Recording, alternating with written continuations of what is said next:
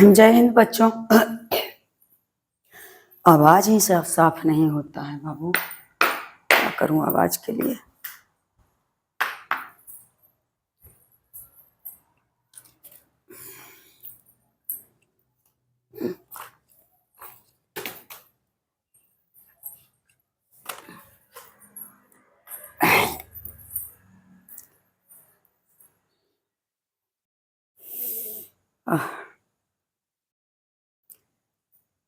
मेरा इधर लगता है कलेजा के पास 15 दिन से दर्द करता है, टिस टिस करके अंदर।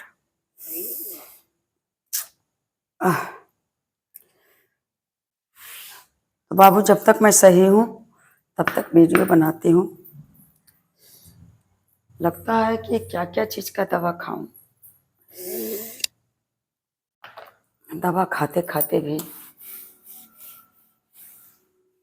उब गई हूँ।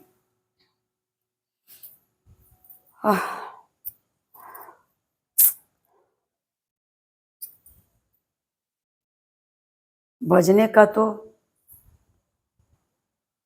10:45 हुआ है। कल मैं स्कूल में वीडियो भी नहीं बना पाऊंगी क्योंकि यह जो स्टैंड था इसका एक बच्चा बेचारा लाया और निचला पोर्शन उसट करके गिर गया। मैं उसको क्या बोलती, उसको ले आई हूँ और कोई नट बोल्ट से ठीक कराऊंगी और एक स्टैंड वहाँ है। कल के बाद 3 दिन की छुट्टी रहेगी तो मैं इसलिए सोची कि आज बना लेती हूँ।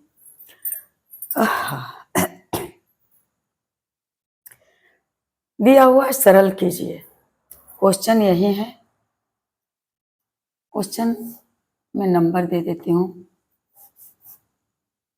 नंबर देने से लगता है कि क्वेश्चन का अधूरापन दूर हो गया। आवाज साफ हो ही नहीं रहा है, ऐसा आवाज थोड़े ही था।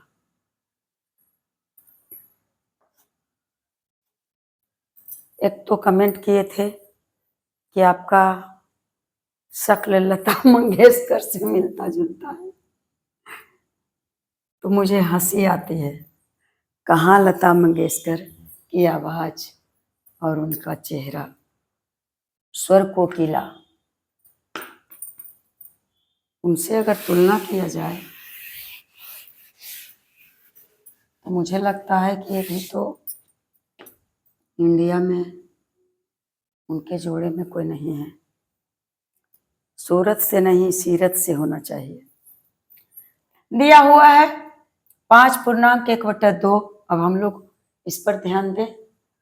5.1/2 क्या करें बच्चा। 5.1/2 माइनस मंझली कोष्ठ 2/5 का 5/6 और जोड़ छोटी कोष्ठ 7/1.3/4 और छोटी कोष्ठ बंद। और इस तरह से ही दिया हुआ था क्वेश्चन। मैं बुक से क्वेश्चन ली हूँ, लेकिन मुझे लगता है यह क्वेश्चन अधूरा है क्योंकि मंझली कोष्ठ से भी बंद होना चाहिए। तो 7/1.3/4 1.3/4 छोटी कोष्ठ बंद और फिर मंझली कोष्ठ बंद। अब क्वेश्चन हम लोगों का परिपूर्ण हो गया।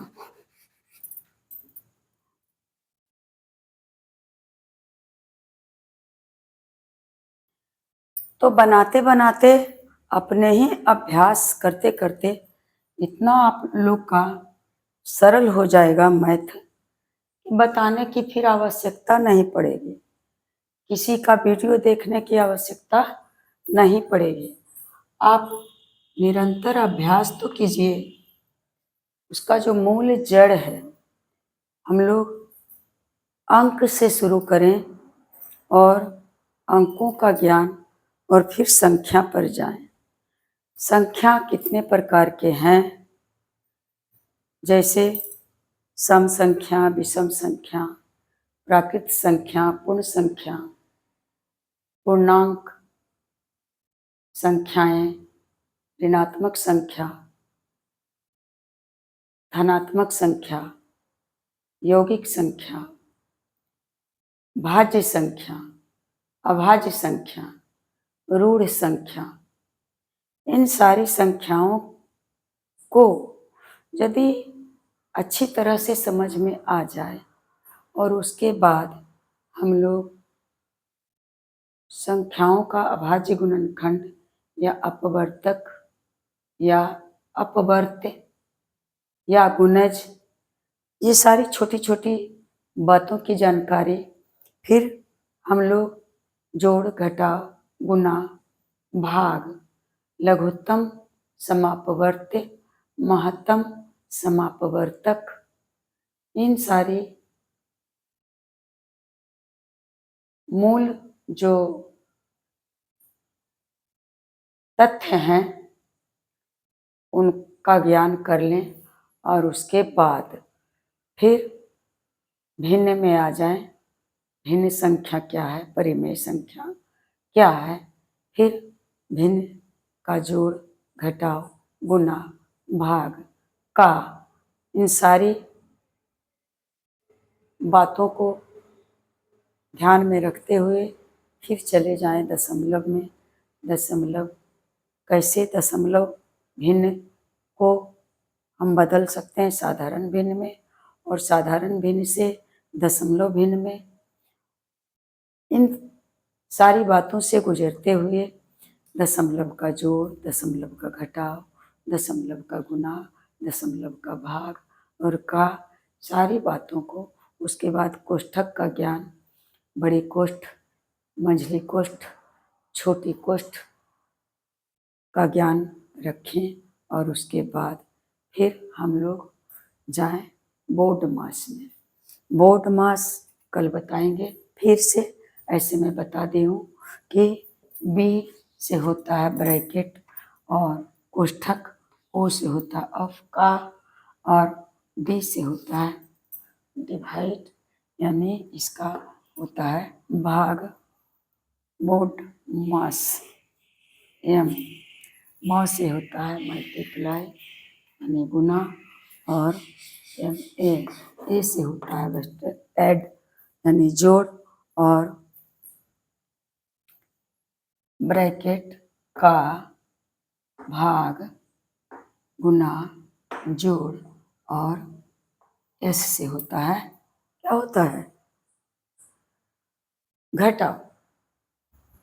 तो अब इनका कैसे हम सरल करें, इन पर पूरा फोकस दें और उसके बाद फिर मैथ का जो सिलेबस रहेगा उसे हम लोग जाने। औसत है, प्रतिशत है, क्रय मूल्य, विक्रय मूल्य, प्रतिशत लाभ, प्रतिशत हानि और फिर समीकरण। समीकरण तो एकदम मेन है। दुनिया में जो कुछ नहीं आ रहा है वह समीकरण के माध्यम से आप निकाल सकते हैं। अज्ञात बातों की, अज्ञात चीज़ों की, अज्ञात संख्या रहे, अज्ञात कुछ भी है, उन्हें हम चर संख्या में परिणत करके और फिर समीकरण के माध्यम से निकाल सकते हैं। तो जो लोग कमेंट करते हैं कि इसकी तैयारी मैं कैसे करूं, जो कंपटीशन की तैयारी कर रहे हैं या बीपीएससी का तैयारी कर रहे हैं, उनके सामने मैं क्या हूँ, कुछ नहीं है। मुझे विशेष कुछ नहीं आता है, बस इतना है कि मैं जो भी करती हूँ की हूँ, आज तक उसे निष्ठापूर्वक निभाई हूँ, इतना विश्वास रखें। इसके अलावा मुझ में कुछ है ही नहीं। गुण के नाम पर, क्वालिटी के नाम पर मुझमें कुछ भी नहीं है, लेकिन जो कुछ है वह सच्चाई इस बात की है कि मैं आज तक जो भी बच्चों को ट्यूशन के तौर पर या जब मैं सरकारी विद्यालय में गई नियोजित शिक्षक बनकर, ऐसे मैं उन टीचर था।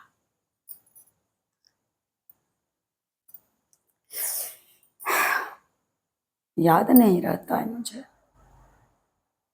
मैं नहीं हूँ। मैं बीटी की थी, 2 वर्षीय ट्रेनिंग की थी प्राथमिक शिक्षक बनने के लिए नवादा में। मुझे 800 तो मिला था स्टाइपेंड के रूप में। प्रतिदिन रेगुलर क्लास की थी। क्लास के नाम पर कुछ नहीं था, सिर्फ कागज पर था। मैं जो कुछ भी सीखी हूँ सेल्फ स्टडी से, और मेरे माता पिता पढ़ाई के प्रति न जाने उस जमाने में भी कितने जागरूक थे। मैं उन्हें सत सत नमन करती हूँ कि मुझे हर जन्म में वे ही पिता मिले। तो अब हम लोग चलते हैं सरल करने के लिए। तो प्रश्न में दिया हुआ है बेटे 5.1/2 घटाओ। ये तो जो देख ही रहे हैं। अब यहाँ से मैं बनाना शुरू करती हूँ, क्योंकि यदि पूरा नहीं होगा तो उस दाहिने साइड में फिर जाऊंगी, ऊपर से बनाऊंगी। तो अब इसे यहाँ से शुरू करती हूँ। 5.1/2 घटाओ मंझली कोष्ठ 2/5 का 5/6 जोड़ छोटी कोष्ठ 7 भाग।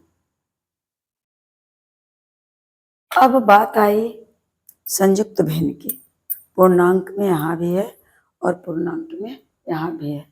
तो सबसे पहले हम लोग क्या करें बच्चे, पहले स्टेप में पूर्णांक की समस्या से निजात पा लें। मुझे लगता है ये जो 5.1/2 लिखी हूँ इसे विषम भिन्न में ही बदल दें। 5 दूना 10 और 1 11। पूर्णांक और हर में गुना करके और अंश को जोड़ दें। यानी जो शुरू में दिया हुआ है संख्या उसमें और नीचे वाली संख्या में गुना करके और जो गुणनफल प्राप्त होता है उसे ऊपर वाली संख्या में जोड़ दें या से जोड़ दें। 5 दूना 10 और 1 11। 11/2 हो गया। तो मुझे लगता है कि यहाँ 11/2 ही कर दें, क्योंकि फिर एक स्टेप आपका बेकार चला जाएगा। तो 11/2 हुआ।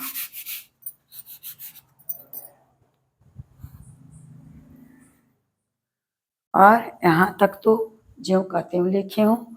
और फिर 7 भाग 1.3/4। चिन्ह सब यथावत है। अब इसे 4 में 1 से गुना करके 4 का 4 और 3 7। 7/4 लिखें तो हमें कोई दिक्कत नहीं होना चाहिए। और उसके बाद फिर मंझली कोष्ठ से इस दरवाजे को भी बंद करेंगे, क्योंकि जब छोटी कोष्ठ जहाँ शुरू हो कहीं ना कहीं वह लास्ट भी होगा, बंद भी होगा। मंझली कोष्ठ अगर शुरू है तो इसका लास्ट भी होगा, बंद भी होगा। अब हम लोग या तो इसके आगे ऐसे चलें या तो फिर नीचे चलते हैं। तो सबसे पहले नियम है कि कोष्ठक का क्रिया करें। तो कोष्ठक में भी 3 प्रकार के कोष्ठक होते हैं, ब्रैकेट होते हैं। सबसे बड़ी ब्रैकेट इस ढंग का होता है और मंझली को ब्रैकेट तो आपके सामने दिया हुआ है और छोटी कोष्ठ इस ढंग का सा यहाँ दिया हुआ है। तो कोष्ठक में भी सबसे पहले छोटी कोष्ठ का क्रिया करें और उसके बाद ही अगर बड़ी कोष्ठ है तो बड़ी कोष्ठ का करें और मंझली कोष्ठ है तो मंझली कोष्ठ का करें। तो इसमें जो प्रश्न दिया हुआ है इसमें मंझली कोष्ठ है और छोटी कोष्ठ है। तो छोटी कोष्ठ को पहले कर लेंगे और उसके बाद फिर मंझली कोष्ठ का करेंगे। और यदि बड़ी कोष्ठ और छोटी कोष्ठ रहेगा, मंझली कोष्ठ नहीं है, तो सबसे पहले छोटी कोष्ठ का और उसके बाद ये बड़ी कोष्ठ का। यदि बड़ी कोष्ठ और मंझली कोष्ठ है, छोटी कोष्ठ नहीं है, तो सबसे पहले छोटी मंझली कोष्ठ का और उसके बाद बड़ी कोष्ठ का। इस तरह से जाएगा। कैसे जाएगा? ऐसे जाएगा, ऐसे। यानी सबसे पहले छोटी कोष्ठ का करेंगे, उसके बाद मंझली कोष्ठ का करेंगे और उसके बाद बड़ी कोष्ठ का करेंगे। नहीं, ये तो लगता है कि नहीं सही हो सकेगा। ऐसे करेंगे, सबसे पहले छोटी कोष्ठ का, उसके बाद मंझली कोष्ठ का और फिर उसके बाद बड़ी कोष्ठ का। अगर ये गायब है तो छोटी कोष्ठ के बाद बड़ी कोष्ठ। अगर ये गायब है तो पहले मंझली कोष्ठ और उसके बाद बड़ी कोष्ठ। और यदि ये गायब है तो सबसे पहले छोटी कोष्ठ उसके बाद मंझली कोष्ठ। इस तरह से हम लोग क्रिया करेंगे। तो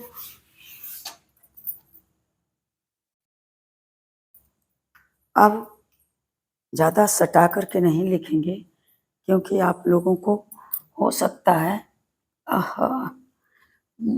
दिक्कत हो।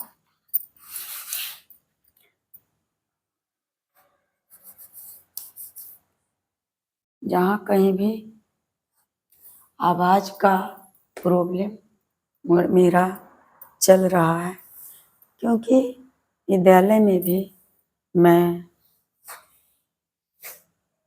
पढ़ाते ही रहती हूँ, लेकिन किस्मत का बहुत छोटी हूँ। इसका प्रबलन मुझे नहीं मिलता है। अगर मेरी मेहनत का, काबिलियत का अगर परख किए हैं तो हमारे इंस्टाग्राम वाले भाई और बहनें, क्योंकि एक एक दिन में 1,000 फॉलोवर्स बढ़ते थे, परंतु मेरा तबीयत भी खराब हुआ और इधर चक्कर हुआ ट्रांसफ़र का, मुझ में भी कमी हो गई है, मैं मानती हूँ। और उसके बाद जितने गति से फॉलोवर्स बढ़ रहे थे और उतने गति से फॉलोवर्स घट रहे हैं। क्या पता इसका कारण क्या है, मुझे पता नहीं है। ना तो मैं इससे मेरी कुछ कमाई होती है, लेकिन उत्साह जो है, मेरा मनोबल है, वह टूटता है और बरकरार रहता है या बढ़ता है, ऐसा होता है मेंटली। परंतु इससे मुझे फाइनेंशियली कुछ भी ना तो प्राप्त हुआ है और अभी तक तो मुझे कुछ भी पता नहीं है। तो बाबू, बस मेरी चाहत है कि जिस निस्वार्थ भावना से मैं आप लोगों को जो भी मुझे होम्योपैथिक का जो बूंद होता है उतना ही सही मैं बताती हूँ, आप लोग सीखें और यह जीवंत रखिएगा।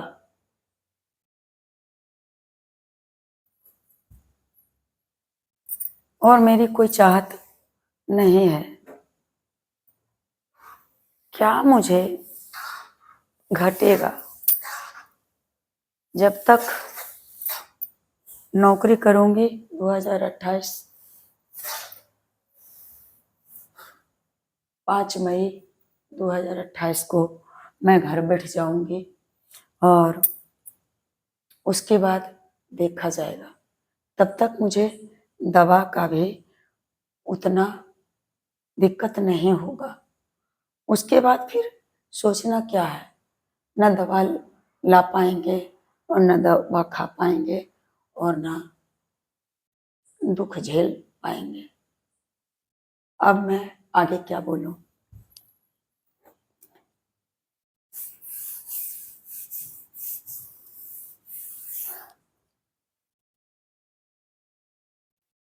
एक 11 बटा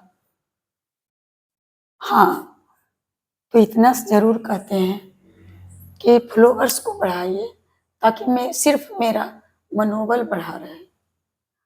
जो कुछ मुझे जिस दिन कुछ हासिल होता होगा मैं जरूर बताऊंगी आप लोगों को। 11/2 माइनस सब ज्यों का त्यों लिखेंगे 2/5 का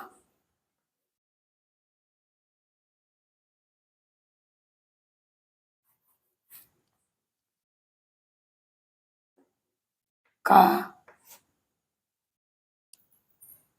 5/6 जोड़।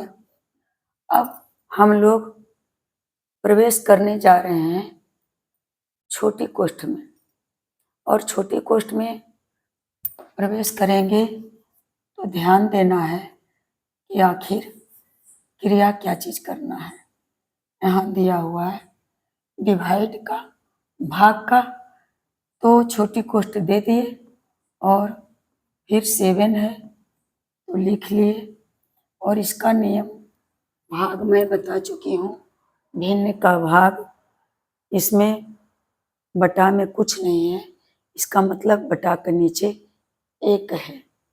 तो यह जो 7 है यह बटा के ऊपर वाली संख्या है, तो भाग को कर देंगे गुना और उसके बाद जो परिमेय संख्या दिया हुआ है उसे पलट देंगे तो हो जाएगा 7/4 है, तो 4 ऊपर कर दिए और 7 नीचे कर दिए और कोष्ठक को बंद कर दिए और फिर मंझली कोष्ठ को भी बंद कर दिए।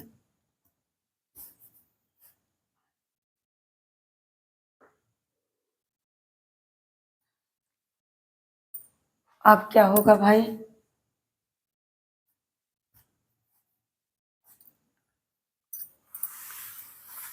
अब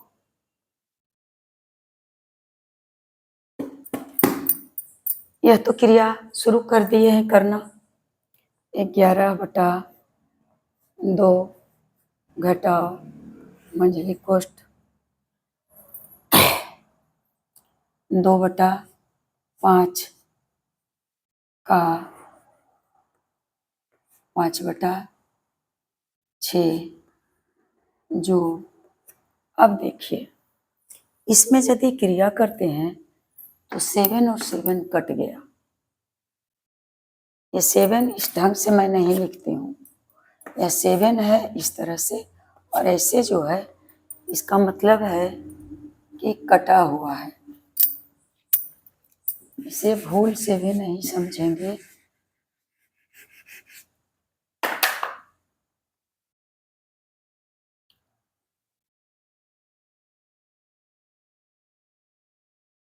ये 7 है और 7 को काट दिए तो बेटे बच गया 1 4 4 सिर्फ 4 बचा। अब 4 बचा है तो एक अंक में आ गया, कोष्ठक को हटा देंगे। यदि यह माइनस में आता तो कोष्ठक को बरकरार रखते, क्योंकि माइनस वाली संख्या रहता तो प्लस और माइनस एक जगह कैसे रहता। अब मंझली कोष्ठ तो अभी है ही, तो मंझली कोष्ठक को दे दिए और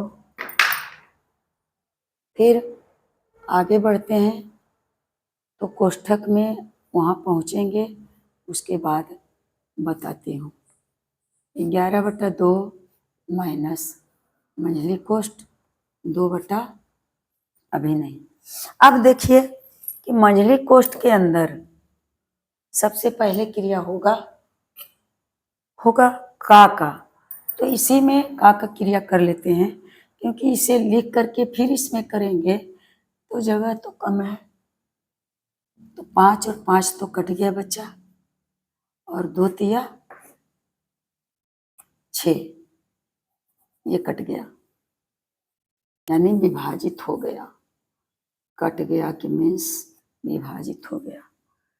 तो इसमें बचा कितना? का में ऊपर में 1 1 1 इकाई 1 और बटा 1 और 3 1 दिया 3, कितना बच गया? ऊपर में 1 और नीचे में 3 और जोड़ 4, छोटे मंझली कोष्ठ बंद। अब आगे बढ़ेंगे। यह 11/2 कोष्ठक के बाहर का भिन्न है, तो इसे जैसे जैसे नीचे उतरते हैं वैसे वैसे लेते आ रहे हैं नीचे। मैं शांति से स्थिर से इसलिए बताती हूँ कि आप लोग समझ जाएं। 11/2 और घटाओ मंझली कोष्ठ के अंदर की क्रिया आप करेंगे तो 3 और 4 है इधर, इसका मतलब है कि यहाँ 1 है। तो 3 1 का लघुत्तम समापवर्त निकालेंगे तो 3 ही होगा। और 3 में क्या नियम है? भिन्न का जोड़ में ये हर और हर का लसा निकाल करके, एलसीएम निकाल करके एक लकीर के नीचे लिखें और उस एलसीएम में नीचे वाले हर से पहले जो परिमेय संख्या है उससे भाग दें। तो 3 और 3 में भाग देंगे तो 1 आया, और 1 में ऊपर वाले अंश से गुना कर दें। 1 में 1 से गुना करेंगे तो गुणनफल 1 होगा। क्या किए? पहले लसा निकाले और इस लसा में 3 से भाग दिए तो भागफल आया 1, और 1 में ऊपर वाले 1 से गुना कर दिए तो आ गया 1, और जोड़ है तो जोड़ का चिन्ह दे दिए, और फिर वही प्रक्रिया करेंगे इस संख्या में भी। 3 है तो 3 में 3 से भाग दिए थे, और इस भिन्न में 1 है तो 3 में 1 से भाग देंगे तो 3 बार लगेगा और कट जाएगा। भागफल आ गया 3, और 3 में ऊपर में है 4 तो 4 से गुना कर देंगे तो 4 तिया 12 आ गया, और कोष्ठक हो गया बंद। अब हम लोग आगे चलते हैं।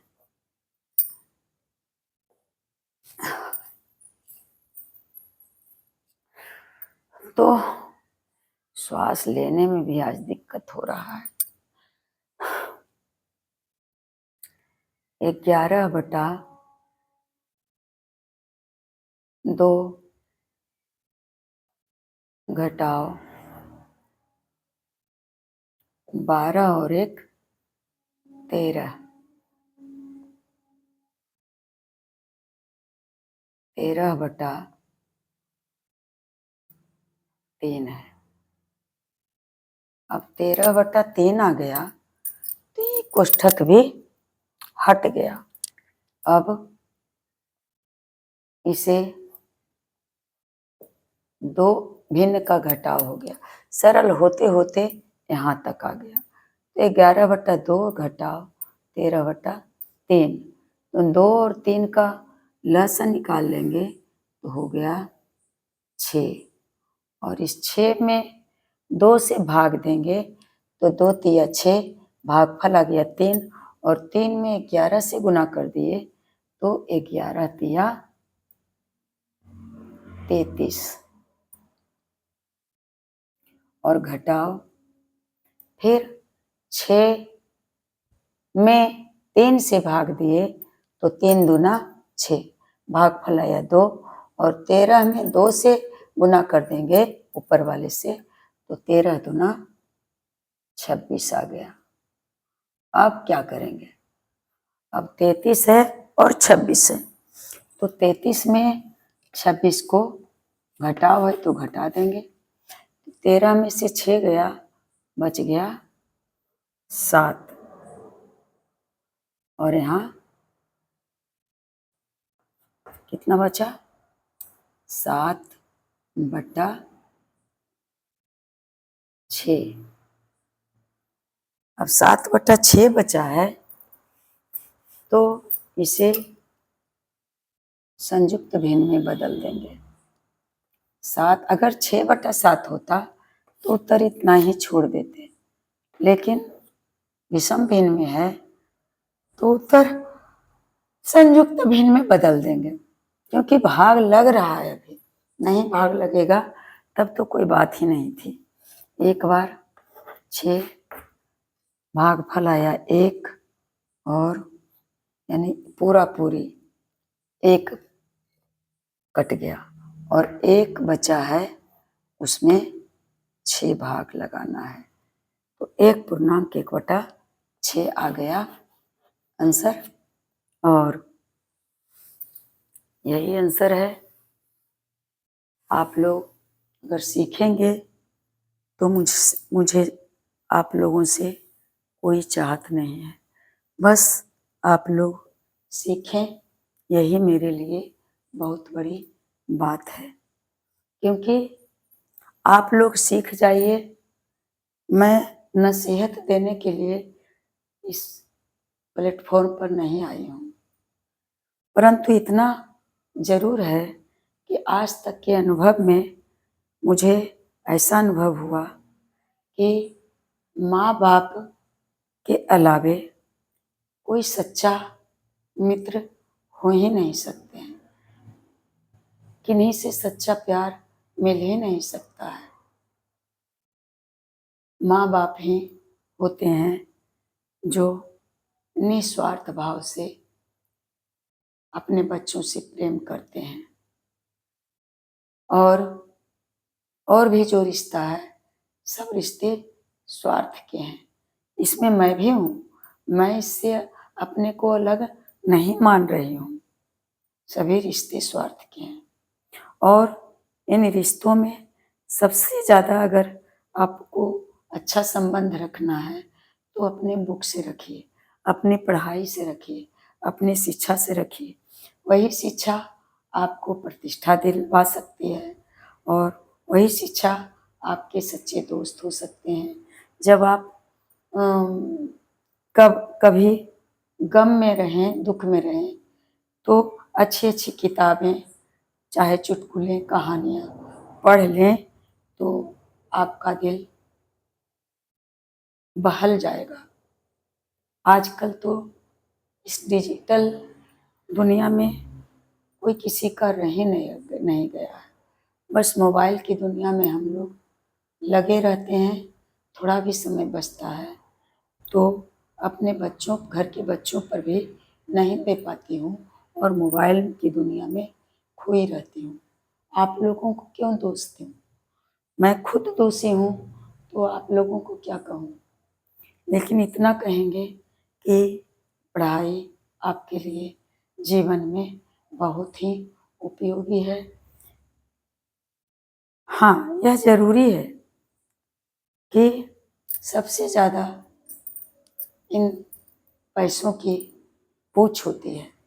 अगर आप किन्हीं को 100 रुपया दे दें तो वह जीवन भर याद रखेंगे कि अमुक आदमी 100 रुपया दिए, 1000 दिए, 1 लाख दिए।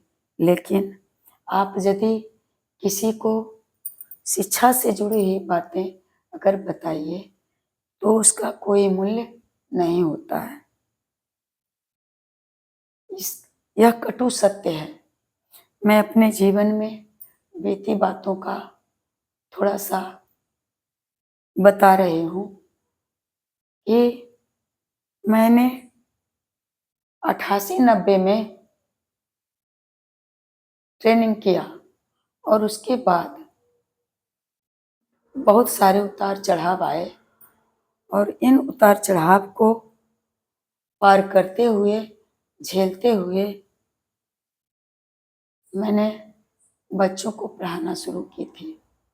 चाहे बच्चे के अभिभावक हों या मेरे ही घर के बच्चे हों, मेरे खुद के बच्चे हों, कोई भी किन्हीं को याद नहीं है कि मैं भी किन्हीं को कुछ दी हूँ। पैसे मैं कहाँ से देती, मुझे तो खुद लाले पड़े हुए थे। इसलिए मैं आप लोगों से रिक्वेस्ट करती हूँ कि आप लोग मेरे वीडियो को ना देखें, कोई बात नहीं है, लेकिन यदि इस वीडियो को देख रहे होंगे तो आप लोग पढ़ाई पर ध्यान देंगे और यदि आपका पढ़ाई समाप्त हो गई है तो अपने बच्चों को पढ़ाने पर ध्यान देंगे, क्योंकि आज के दुनिया में बिन पढ़े लिखे लोग जानवर से भी बदतर माने जाते हैं। अब मैं अगले वीडियो में मिलती हूँ और अगर जाती आपका मन हो, अगर ऐसा दिल कबूल करे तो जो होगा कीजिएगा। Best of luck. मेरी शुभकामनाएं आप लोगों के साथ हमेशा बनी रहेगी। जय हिंद, जय भारत।